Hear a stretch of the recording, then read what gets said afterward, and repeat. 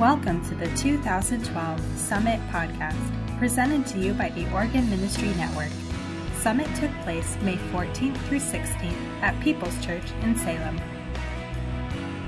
The following learning lab, entitled How to Revitalize Your Church for Churches Under 150, was taught by Kevin Reich.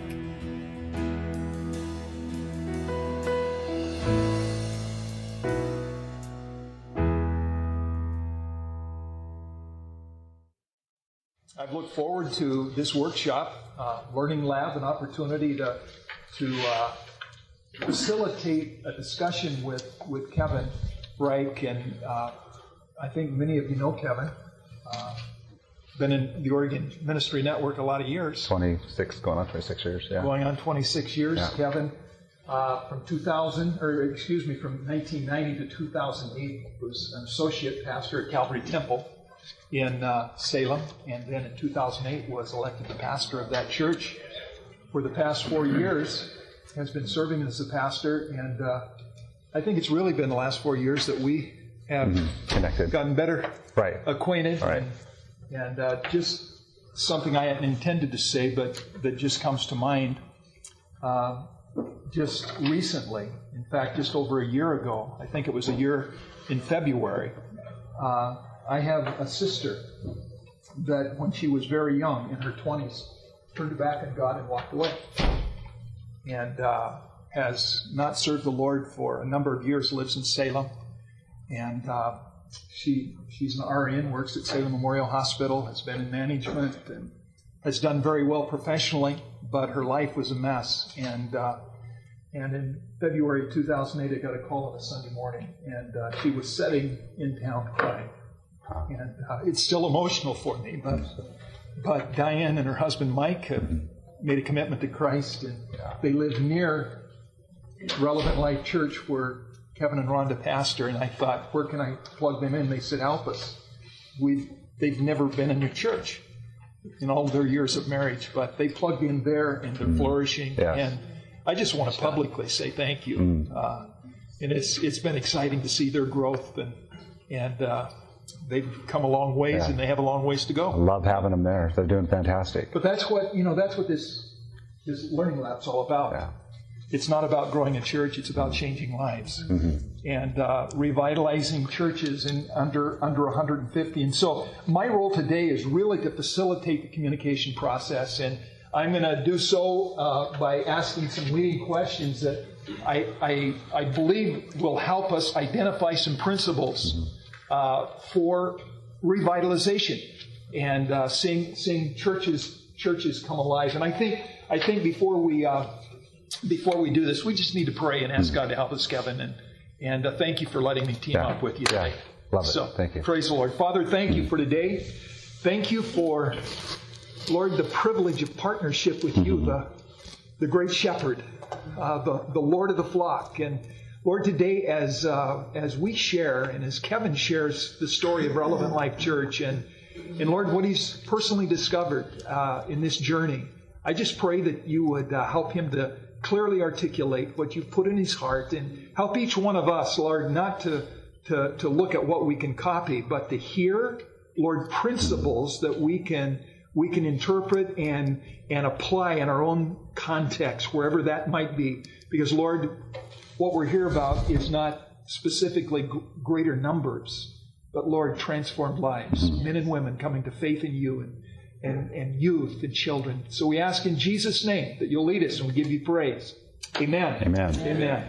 So, Kevin, 18 years approximately as an associate, 4 years as lead pastor. So what I want us to do is I want us to rewind to 2008. Okay. And I want you to bring us up to speed. Kind of give us a picture of the last 4 years. Okay. Thanks for even coming today. You know, I think my biggest fear was I was going to come and no one was going to be here. I'm going to be talking to myself. No, but I'm glad that you're here. I want to first of all say that I believe that some of the things that we're going to talk about are transferable. But I want you to know that I'm not a master. I'm not a pro. This is not something that I have written a book on or will ever write a book on necessarily. It's something that God has led us through a process. We've had a fantastic team that has helped us get to the place that we're at. In 2008, like Pastor Boyd had said, that we had been there for quite a long time, and we had a long history with the church. But the church was on a very quick decline. Financially, numerically, there was a good stable grounding of people there. And as the previous pastors were resigning, the board had came to me and asked me, that I would try out. And I before the tryout, I really went to a lot of places where I asked a lot of questions, because I wanted to know, are you guys going to be on the same focus and the same team that I am?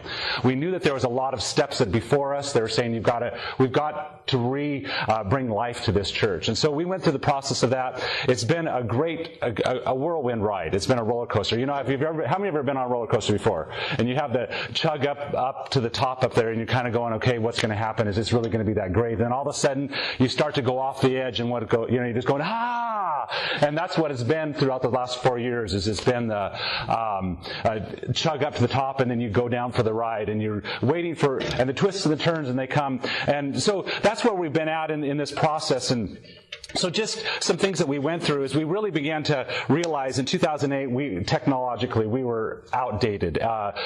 Building, we were outdated. In 2008, and I don't know if maybe some of you are still in this phase, and I feel your pain, we were still using an overhead projector. And here in the city of Salem metropolis, in the sense of people coming in and people visiting our church and going, we like what we hear here, we like what we see here, but we can't handle the technology.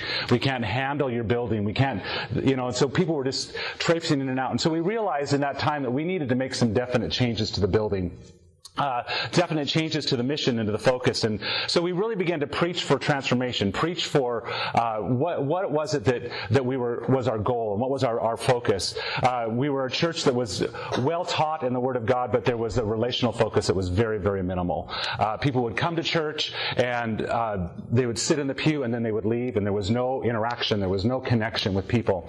And we really had to begin to focus on some of those things. And growth began in 2008, and 2009 started out, and we realized that we were confronted with a lot of building issues that needed to take place in the numerical growth that was coming in. And so we really had to say, how are we going to transform this building? So we took a journey in transforming the sanctuary and getting rid of pews and putting in chairs. And I'm going to be telling you some things, and I'm not saying that if you wanted to revitalize your church, you got to get rid of your pews and put in chairs. I don't want you to hear it that way. But we realized that we had some things significantly in our sanctuary, within our building, that needed to modify, needed to change.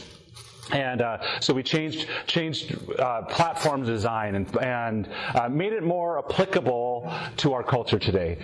We, as a church, we're here to reach the lost, are we not? We're here to reach the people in the community. And if we make our church look like comfortable for church people, are people outside going to feel comfortable coming in? And so we had to really create some atmosphere for them to be able to come in and even enjoy the place and to be able to sit and hear the Word of God. So 2009, we were able to update technology and all those sorts of things. We began to ask the question, why are we here? Why are we here? And that was one of those things that we did series and sermons of, why are we here? Making them come to a conclusion of and answering that desire. Why are we here? Not just a pastor saying this is why we're here, not just a board member saying this is why we're here, but why are we here? Let's come to the conclusion of why we're here. And 2010, 2009, we started the cohorts process. One of the most beneficial processes for us in helping us change the way we thought, change our focuses. And we took a large team through that, and we can ask questions about that a little bit later. But cohorts, if you're in a process of revitalization, if you have not gone through cohorts yet, I challenge you. It was one of the key elements for our transformation. 2010, growth continued, added a second service. In that process, also came to a place of realizing that our building was hindering our missional focus. We needed to go through the process of remodeling the remainder of our building on the upper floor and stuff. And so 2011, we did all that. 2012, February, we just rededicated our building, dedicated all of our work that's there. And that's kind of just a sum up of where we were in the last 4 years of duties and things. I mean, what you've described, Kevin, change came very quickly. Very quickly. Now, help us, because it's possible for a new pastor to come in and polarize a congregation if change happens too fast. Why do you think that you were able to make the changes you did as rapidly as you did after you assumed leadership? Well, when I was voted, at that point in 2008, we had 68 people. And I had 100% vote in. People automatically had bought into who I was. They knew me. They knew my history. Because you had been Because there. I'd been there. Okay. So obviously it's going to be a little bit different of a transition for people that are newly coming into a body, or maybe you've been there existing for a little bit and you already know what's going on. I will tell you, my biggest asset in this revitalization was the OMN office. Their constant concern, or their constant admonition and training in the process of going, Kevin, be careful not to polarize. You take the steps, go forward with boldness, but make sure that you're listening to all aspects. Okay. You started to quantify, this whole issue of revitalization, because I think it's important for us to understand the size of the church and where you are today.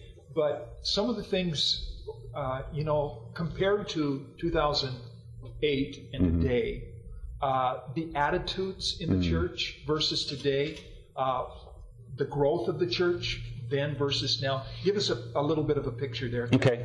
I think you said attitudes and stuff. One of the things that was really evident to us is that people were afraid to fail. Our people in our congregation were afraid to fail. They're afraid to do something to make a mistake. I don't know. Anybody have that same atmosphere in your church? Or they get in a position and they go, I'm afraid I'm going to make a mistake, and so they kind of back down.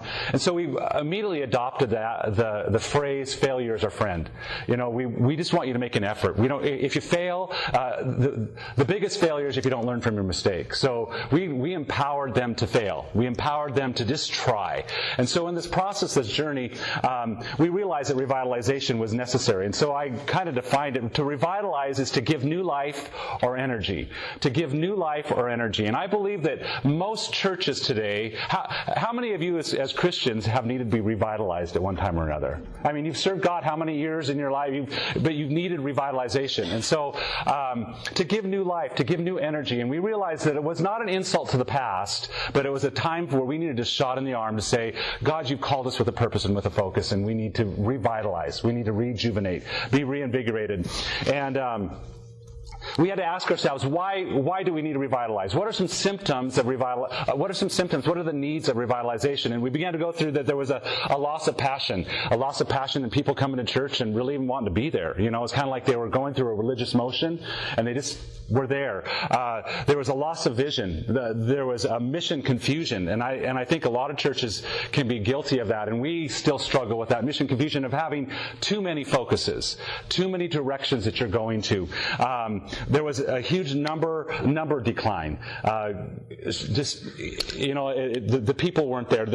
We were culturally irrelevant. We were stuck in a mode of doing church that was not applicable to our culture today. Again, where you can expect Christians to just tolerate an overhead projector, you're going to have people that are coming from the culture that are going, this is irrelevant. You don't even know what you're talking about. Your message is good, but the atmosphere there's something wrong with it.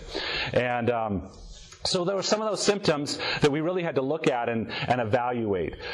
Based on our attitude today, I can look at it and say we are a healthier church today. We are an energized church today. It's a continual process. We've not arrived anywhere. We're still in this process of developing and revitalizing. But I think that if we get to a place of comfortability, and my leadership team, we always call, are we getting comfortable? If we're getting comfortable, we got to stir up the pot here. We don't want to go backwards. We don't want to just stop. And just, I guess, on a side note, we're at a place now that we're growing. We started a second service in 2010. We're needing probably within 6 months here to start a third service, and we're trying to figure out how do we do all that? Where does it all fit in? And I went to my leadership team, was telling them, and their eyes got huge when I said, we've got to do a third service, and they're kind of going, freaking out a little bit about it. And I just asked them the question, well, do we want to stay where we're at? Are we content with this? Is this what God's called us to do? And let them answer the question. Just confront them with the facts and let them answer the question. So they come to a place of going, no, Pastor, we need to start a third service. And I think the question you need to ask yourself is, do I need to be revitalized? And how do I answer that question? And many of you read, it was a book by Rick Warren's youth pastor, Doug Fields, and he made a statement in there. He said, if your church were removed from your community, would they even know that you were gone? If your church were removed from your community, would they even know that you were gone? And that statement has haunted me for the last 5 years. I'm realizing that if our church were removed from the corner of Fairview and Bluff in the middle of Salem, would anybody even know that we're gone? Would they miss us? Would it even make an impact? And that's what's kind of been driving us in this process of revitalization. We realize that we're not there for Christians. We're there for those to find Jesus. And that was been the thing that kind of was a catalyst to us to make us realize that we need to revitalize. I want to insert a question here, just as you're talking. We're talking about revitalization. You said when you assumed leadership as lead pastor, 68 people in attendance, and then you described one of the symptoms as mission confusion. You said you were going in too many directions. Unpack that for us, Kevin. We were a church in a large city. At that time, we were one of 5 Assembly of God churches in Salem. Now I think it's even increased a little, or there's one or two more possibly, I'm not sure. Realizing the fact that almost in a way, we had to compete to be able to have people come to our church. You know what I mean? If you didn't have, how many know that society is a consumer mindset society? And they're coming to go, well, what do you have to offer us? And we realized that in the process that we were trying to do everything that a Salem People's Church was doing with 68 people. And it just was impossible for us to do. We realized that we cannot run a top-notch men's program, a top-notch women's program. We cannot run a top-notch seniors program. And we had to come in and go, what are we? Who are we? And we had to start going, this has to stop, this has to stop, this has to stop, so we could get a focus of where we were going. We had too many directions, and people were burned out, and people were tired, and we had to go to the simplicity of ministry. Okay, so there were some necessary endings. Yes. Well, a great book. Yeah. Just thinking about that. So let me come back to something you said earlier as well, and this isn't an advertisement, but I think it can help us. You said cohorts was a critical component in your journey. How did cohorts help you clarify your mission? So that you came to the point where you knew what you needed to do, where you were at the time you were there. And it came at the right, there was an opportune moment that just happened, and we had, as a leadership team, probably the second month that I had been lead pastor, we took an board advance and just realized we needed to have some clarity of our vision, clarity of our purpose. And here we went and we took a 2-day retreat, fantastic retreat, but I'm telling you, 2 days and we barely even scratched the surface of what needed to be done. And came away feeling energized, but a little bit defeated in some way, and realizing that I had all this stuff on my plate that I was trying to do. And then cohorts came into view, and we began to research that. And the thing that was so nice about it is that as we went into the cohorts process, you were saying the same things that I was trying to say, but it was not my voice, it was someone else's outside voice. And so it gave some validity, gave some credibility to what I was trying to say, and plus I didn't have to do all the preparation that he had already done. I didn't have to go through this process of trying to facilitate a group, he was facilitating it. And so that helped us get through the process that we clarified what was our mission, what was our vision for the church, what are some core values that we needed to establish, and how are we going to function from this point forward? And it was a 2-year process that was not an easy process. I don't know how many have ever been through the cohorts process? It's not an easy process. It's a lot of work. The thing that made it a success for us is that we had 25 people on our team that I went to personally, individually, and said, I need you to come join us on this cohorts team. And it ranged from the age of, 21? The youngest one was 19. 19 all the way up to 73. And I did that intentionally because I wanted a voice from every generation. I didn't want it just to come in and go, okay, we're discounting the past, we're discounting this generation, we're just focusing on this generation. But as we went through this process, the 73-year-old was impacting in a lot of ways of things that we do today because of her voice in the process. The 19-year-old and their voice was so impacting of how we formatted our church today. And that is a key to the cohort process, is the team that you bring. Yeah. And Kevin How do you choose that team? Pardon? How do you choose that team? I went through the process that I I went to all my board members first and said, guys, if we're doing this, you're doing it with me. So you're committing to X amount of hours. This is what we're going to be doing. And on that time, we changed the atmosphere, or changed it that it's a husband and a wife board team. So we don't just have a husband that's a board member. We have a board and a wife team that they come and they're not, the wives don't come in on our voting processes, but they're there as influence, as leaders. So it was a husband and wife team that came to our cohorts, and then we just went through significant people within our congregation of influencers, or people that had voice, people that had perspective that we respected. And one of our elderly one, we were even a bit concerned, are we opening a can of worms with this? But it was probably one of the best things that we did. It was a real good voice of reason. So you had 25 people casting vision in the church. Exactly. In between. And every generation. Every area, venue, yeah. As we, I kind of got us off track there a little bit, but you said that revitalization comes in two ways. And as we were talking, Kevin, you said transformation versus transition. Talk to us about that concept just a bit. Transition and transformation, I believe, are two things that our church is constantly in a process with. And I'll define transition and transformation. Transition is adaptation, adapting to something, adapting to a circumstance. Transformation is actually altering it. Our first 2 years, 3 years, there were a lot of things that we had to adapt, but there were a lot of things that we had to alter. We had to come in and go, no more of this, no more of this, no more of this, and communicate for change. Probably one of the most difficult things that we had to transform was removing our pews from our sanctuary. That was probably the most earth-shattering board meeting that we had at that moment. Or a business meeting, actually. We talked about it in a business meeting. Talk about disgruntled saints that were frustrated. But I'm telling you, as soon as we got the chairs in the sanctuary, they're going, oh, Pastor, why didn't we do this earlier? So it was just a mindset that they had to change. So that was a transformational aspect. Aspect of our mission statement and our missional focus of what we're reaching for. Transitionary things is adding a second service. Transitionary things are modifying your building, and what you have to do is you have to come in and go, where are we transitioning? What needs to adapt?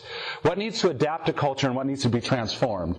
And in the process of saying that, so many people, I've had people say before, well, Pastor Kevin, you can't, we cannot transform the Word of God. The Word of God, well, no, the Word of God, the message is always the same.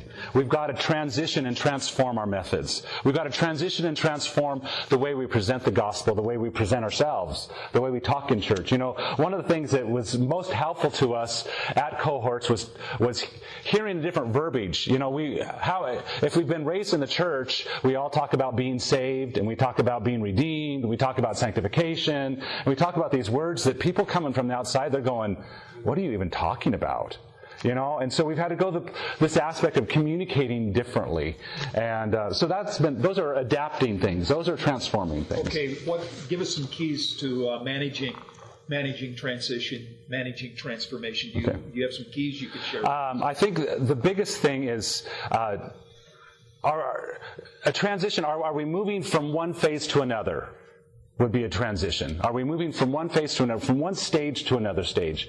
How does that process take place? Are we needing revitalized in this aspect? Then that's a transformation. If you need to just come in and throw out your old system of service schedule and come in and insert something new, that's transformation. And I can tell you my mistakes trying to make too many changes too fast, trying to upset the whole cart at one time. And there were some things that we did calculating. We did it on purpose. For instance, it was Calvary Temple, January of 2008. It was by February, our business meeting, February 24th or 23rd, it was Relevant Life Church. We changed it that fast. The reason is because the perception of our community needed to change of our church. We were an inward eyeball church, and we were saying we want to transform your way of thinking of who we are, and that was the initial step, was by the name change. Okay, what are some keys again to managing that transformation or transition? Number one, I think you need to... Three very, very important things. Number one, you got to understand your past. If you're coming into a church, you've got to come to a place of where you understand who's there, which was very simple for us. We had already been there, so we knew the people, they knew us. We understood where the church was, or where it was now at that time, and where it actually needed to go. And sometimes that takes a little bit longer in the process. If you're coming into a new church, and you are just there for 3 months, obviously you're not going to be able to understand all the demographics that are there. And you probably won't be able to move as quickly. But understanding the past, where has the church been? There is you have to realize that there's a people that have a vested interest there.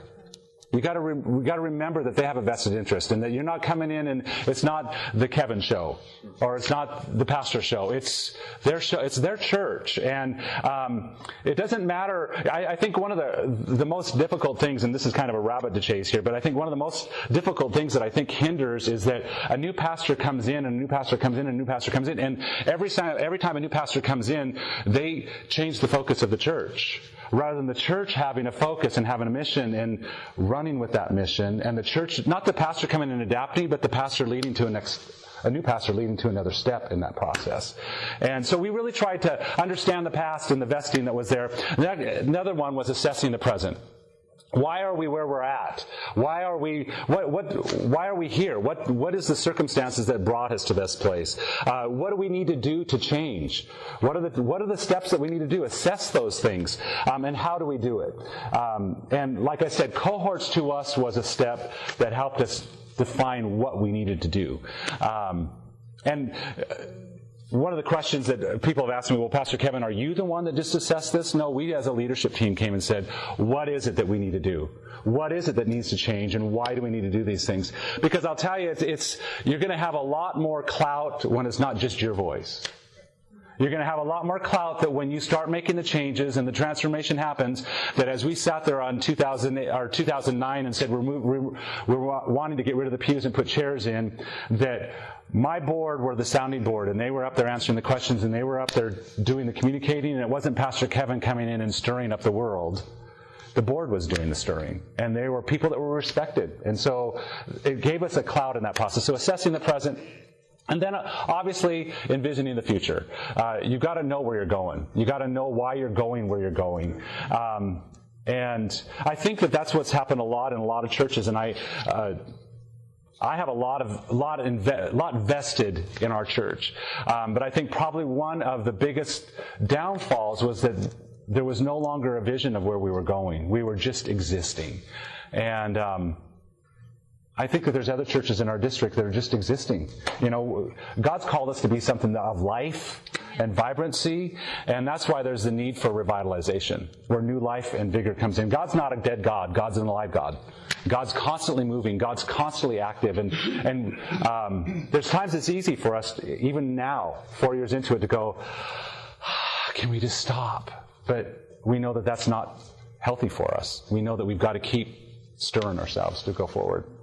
When you talk to people about revitalization, you get different responses, I think. Some people say if we just pray harder, that we can see a church revitalized. There are other people that say we need a better strategy. And yet I think, Kevin, it takes a blending of passionate spirituality and the leadership arts coming together.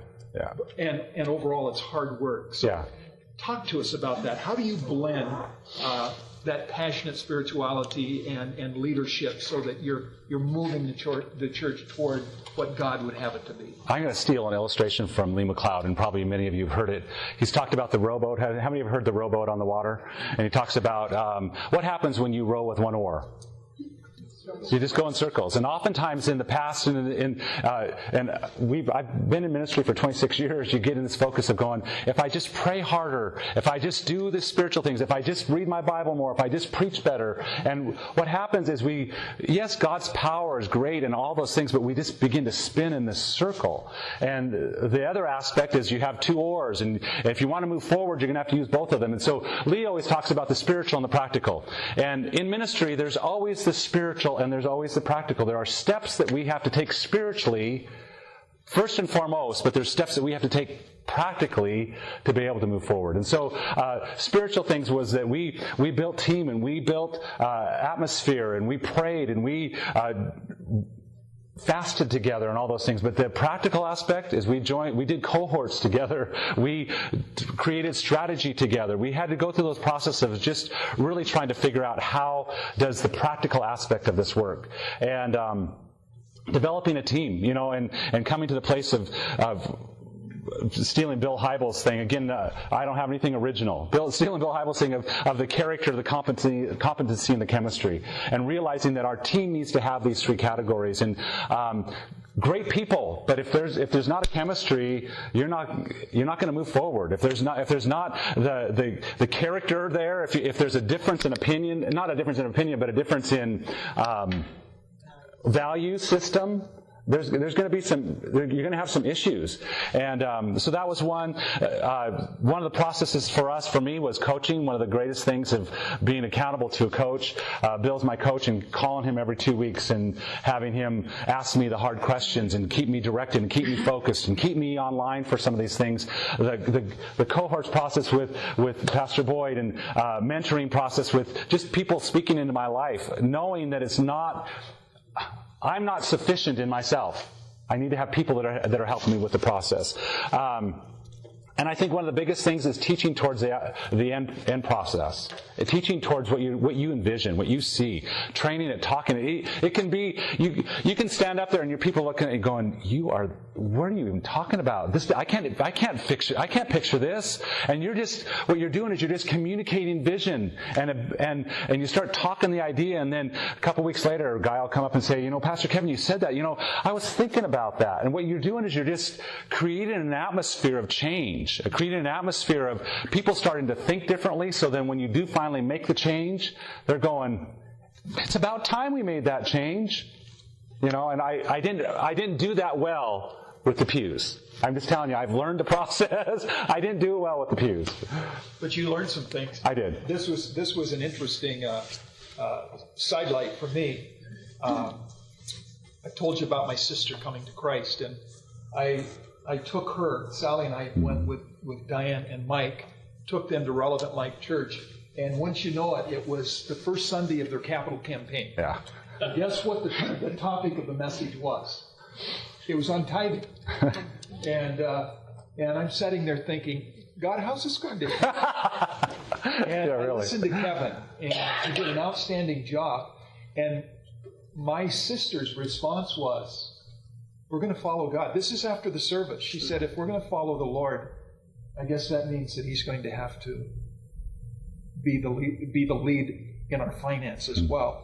And I heard her and Mike talking about what the tithe was going to mean. It didn't turn them off at all. They just saw it as a part of a church that had a vision. And to accomplish that mission that God had given to them was going to require resource. And Kevin did a great job of grounding in the Word so that they understood that tithing was a spiritual principle. And I don't know where they are with that. They bought into it. The thing that's so awesome is when you see, you have successes and you don't always have all, they're not all successes, but you see that and you see where they have bought into the aspect of the tithing, the giving, missions, and all that aspect, supporting together by faith, as well as saying, how can we minister? How can we be a part of what's going on here? And those are success stories. Well, Diane said she was asked to assist in children's church. They said they needed someone that looked kind of snooty and uppity. She had all kinds of descriptors there, but she's been helping. She's done a good job with that. So Kevin, what I want us to do, I want to give you one more opportunity. Anything that you would like to share about revitalization, and then I think I want to open it up, and I want us to have some dialogue for the last few minutes of our time together. So, just real quickly, on your table is a book called Undefeated. It's a book that we just put out in March through Darren Lindley, and his class is going on right right now, and I think he came in and put them out. And hopefully, if you don't get one, I have extras. There's a couple up here. I really encourage you to. It's part of the transformation process that God brought us through. So just so you see that. But I've told you a lot of do's. I want to just give you some don'ts. Okay, don't stand still. If you're in a process of needing for revitalization, don't stand still. Don't just sit back and go, well, it'll happen someday. You have to take initiative. You have to say, it's going to begin. It's going to happen. And yes, obviously you're going to be praying about it and letting God direct you, but don't stand still. Don't wait for some miraculous angel to show up. You got to just take the steps. Don't let the squeaky wheel impact the direction. We had some squeaky wheels, and you're going to have squeaky wheels. Don't let them impact the direction. Don't let them stall where God's taking you. Don't try to change everything all at once. I look back 4 years. I walked through the building this morning going, God, thank you for where we're at today. Thank you for what's happened. But looking at the last 4 years of the process and the hard work that was involved in all the different changes that were there. Don't put all your weight on a negative perception. You'll have people that come in, you'll have people that visit, and they have a negative perception of you, a negative perception of the worship service, a negative perception of the way the atmosphere is or whatever. You got to know who you are in God. And that's where it has to come back to. You got to come back to God. Did you call us to this? A good friend of mine, Jeremy Stombach, he has helped us through the process in a lot of ways too. And he asked me a question. He said, is it imperative for the mission? Is it imperative for what God's called you to do? Whether it be your building. Is your building limiting you? Or is your mission limiting you? Is your mission limiting God? And once you come to the solidification of this is what God wants us to do, don't turn your back on it. Don't shy away from it in the process of letting a negative perception come or a false, or someone that has validity in what they're saying. You know where you're going and you need to follow that path. So, I've been listening to you and I've been thinking here, Kevin, you haven't tried to do it alone. No. You referenced Jeremy back here, but CEP has been a partner with you in terms of even your capital campaign. You've talked about cohorts. You've talked about coaching. This book that you have here, Darren Lindley, Undefeated. I don't know if you're familiar with Darren's ministry, but he goes into a church. Phenomenal, yeah. And he's an evangelist, but he finds stories, works with you to find stories in your church. Every one of these stories are stories of people that were transformed in our in Relevant Life Church. Yeah. And one of those is my brother-in-law. And I read the story and it blew me away. Suddenly I understood Mike more than I understood him in the past. And there's probably right now in Salem over 600, 700 copies that are out there in the community. There's new ones constantly going, but at this point we've gotten rid of that many. So you've recognized that you can't be the Lone Ranger. No. You've reached out and together with the church and with fellow ministers, you're making a difference in the neighborhood that you believe that God has called you to. Exactly. And I commend you for that. So, with that being said, I just want to open it up. And has anything that Kevin shared today piqued a question in your mind? And let's just take the last about 10 minutes and have some Q&A. And let's see where we go with this.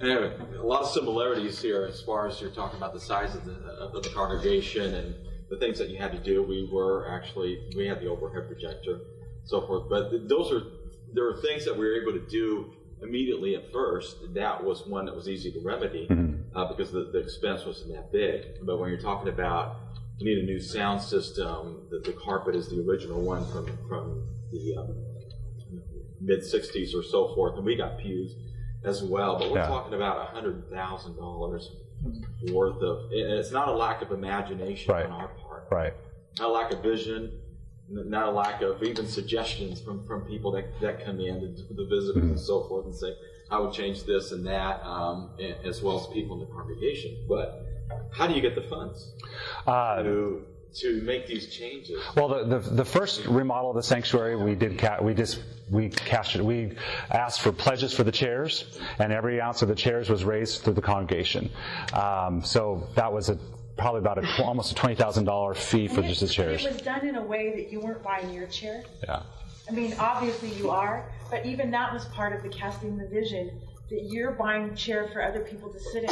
And we had some that went to the place where it was real ownership, and others were already beginning to recognize you're buying chairs for people to sit in. And so even the way we inspired them to buy the chairs was not about themselves, but about what this church was going to be in the lives of people that came in. So it, again, was part of people recognizing this is part of our vision. Mm-hmm. We want people to come in and feel comfortable here, so that was part of it. And I think paint goes a long ways. You know, I mean, in our sanctuary, we still had the paneling from found in 1963 or whatever, when the, you know, I mean, it was still paneled, and so we had to restructure the platform, so that cost a little bit. We had the carpeting cost a little bit, but paint is inexpensive. We had a lot of just labor that just went in and transformed. You know, so I understand you can make a lot of changes just by reformatting and cleaning up some of the old look by paint that, you know, I mean, you can't really necessarily get rid of the carpet that easy, but paint, if you remove the ice, if you remove the attention off of the carpet by making the rest of the building look different, you know, it does help. I mean, because we went without carpet for 3 months. We pulled up everything and just had wood floor because it was so atrocious. You know what I mean? We just thought we want to look like we're in a process of transition. And so when people were coming in, they were coming back to see what's going to happen next. Kind of, you know what I mean? And I remember, well, just a thought, Dan, you know, there's the old story of how do you eat an elephant? Yeah. It's kind of one bite at a time. But I know that Rick Franke, who is doing the lighting for our summit, went in, and Kevin talked to him, and you were concerned about the ceiling because of its old wood. It's an old A-frame church, the old traditional. And Rick looked at it and said, "That's a pallet." Yeah. And so you painted it. Painted it white. And now then there's LEDs. And he's got it all, and it's just all gorgeous. Yeah. So it was minimal.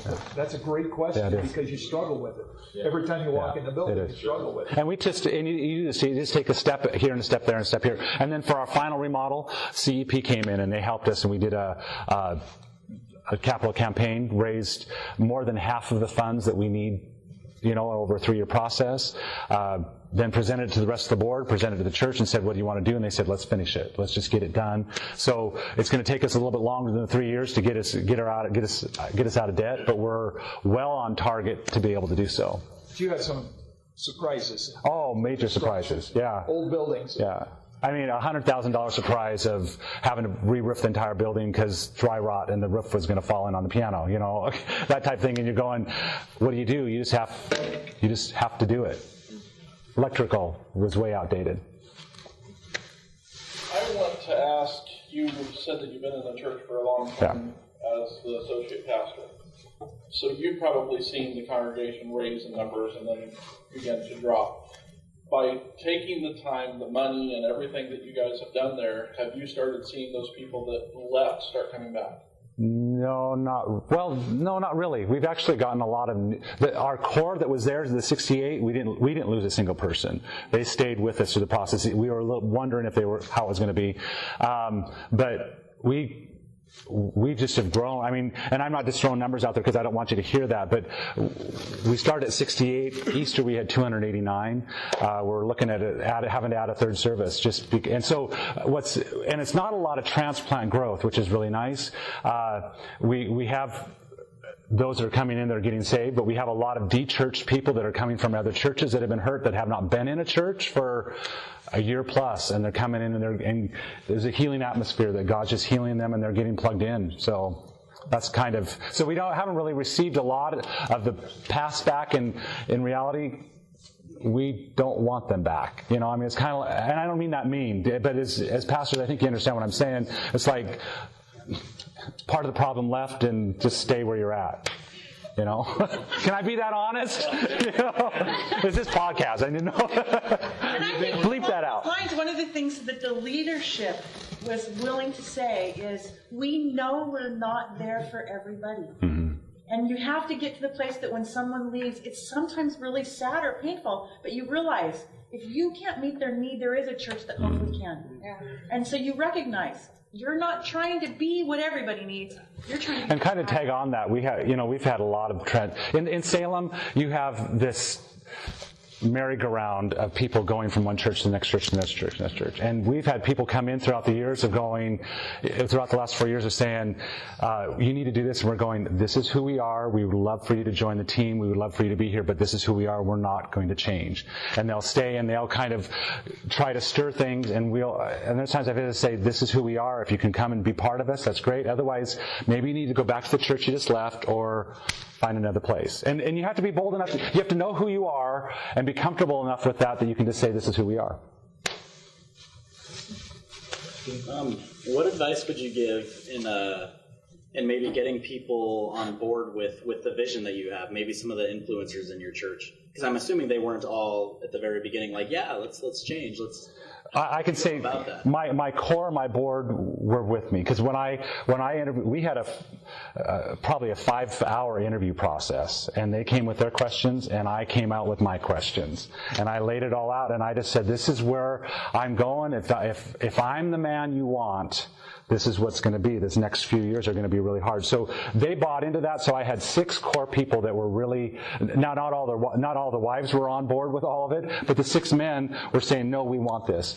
Then I just started preaching. I started just teaching, preaching vision, start preaching what is the church and why are we here, and really challenging their way of thinking. And it was a God thing, number one, that God just changed their hearts. And then you have people that come in and through the cohorts process with their voices, parroting what's being talked and sharing, and so it just compounded in the process. So it's through influence, it's through relationship that you're going to get the change. It's going to be going out to coffee or having the conversations, and what do you think of where we're going, and why is it hard for you to what's going to be the hardest part if we do change this, and listening to them, and then giving them a voice. Even though their voice doesn't make the final decision, and you do something totally opposite of what they're saying, their voice played a part in it. Sometimes when people are given the opportunity to express themselves, that's all they want. And I'll tell you, that was the biggest pointer from the Oregon Ministry Network office that I can say thank you, because it was listening to the people's voices rather than coming and going, this is the way it's going to be. And, no, I had to just chill out and ask the questions. Can you share some changes that you wanted to implement or you were implementing that you didn't think were going to be an issue? You mentioned the pews. What are some other changes that you wanted to implement that really kind of grabbed everyone's attention and could have sidetracked you? The lighting. When Rick came with the lighting suggestion and all the different colors and all the different things that were there, concerned about the very first Sunday, because we now have progressed where every song has a different light setting, so it's very nice. But the first Sunday was probably 3 months was very, very... It's going to be a rock concert. That's right. It's very, very calm. The color's very muted. And then probably after the first couple months there, people started saying, well, what else can this do? So we thought, okay, well, great. Let's just start, so we started showing what else it could do.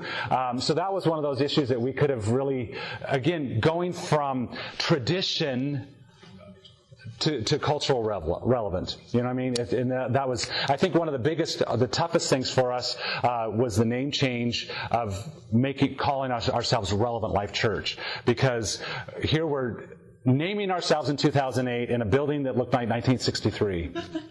We weren't very relevant. And we weren't relevant. Our building wasn't relevant. Our media was not relevant. Our lighting was not relevant. Our atmosphere was not relevant. But so that was one of those things that we just really had to purposefully, intentionally take steps, and we did it. We feel God gave us the name, but we did it on purpose because we knew that if we did something easy, we would kind of just go the easy road, and we realized that we needed something to push us beyond. Getting rid of some of the specific groups. There's not a specific women's ministry. Yeah. There's not a specific men's ministries. Probably the biggest one that's still a struggle is there's not a specific seniors ministry. We feel very much that one of our core values is to be multi-generational, and that came through the cohorts process, through the entire leadership team. It wasn't pastoral driven, although Kevin and I wholeheartedly believe that. We still have seniors that wish they had something just for them. But again, you listen to the voice of why they wish they had it. You talk about, again, where we believe we're going, and everybody continues to kind of be able to go there. If not, they're probably not part of Relevant Life Church. Mm-hmm. I saw a hand over here. Some, maybe not. Anybody else? You know, this subject is something that, as a network, I think nationwide, revitalizing churches that are 50, 60, 70 years old.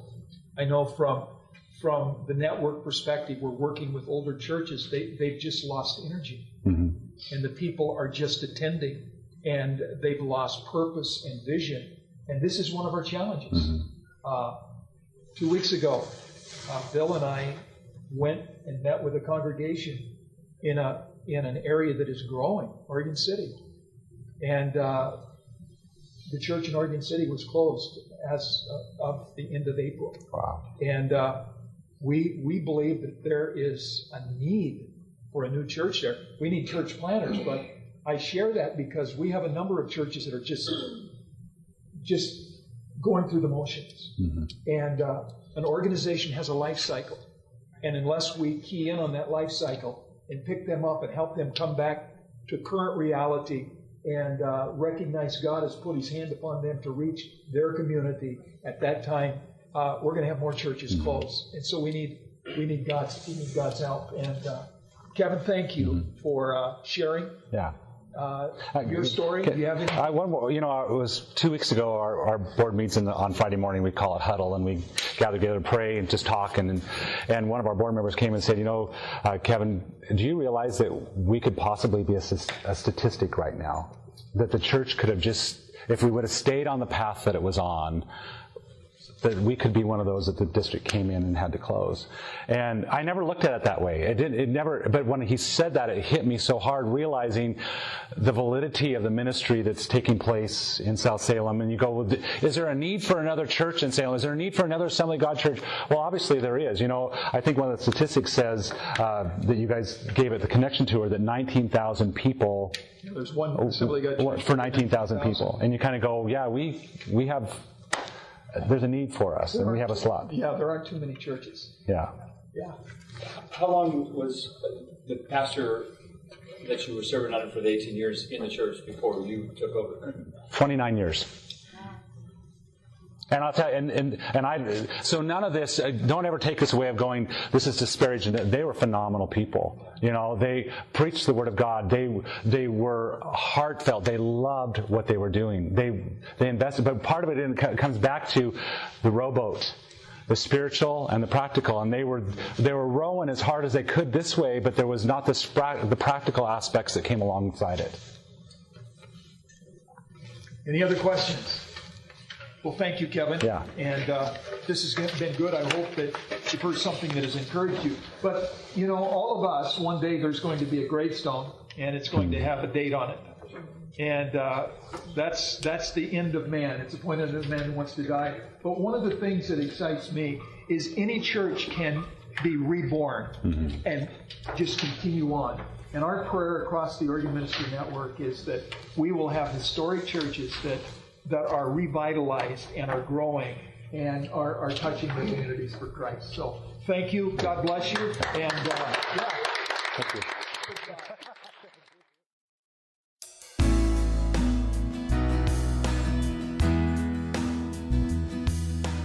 Thank you for listening to the 2012 Summit Podcast. For more information on the Oregon Ministry Network and our events, please visit our website at oregonag.org.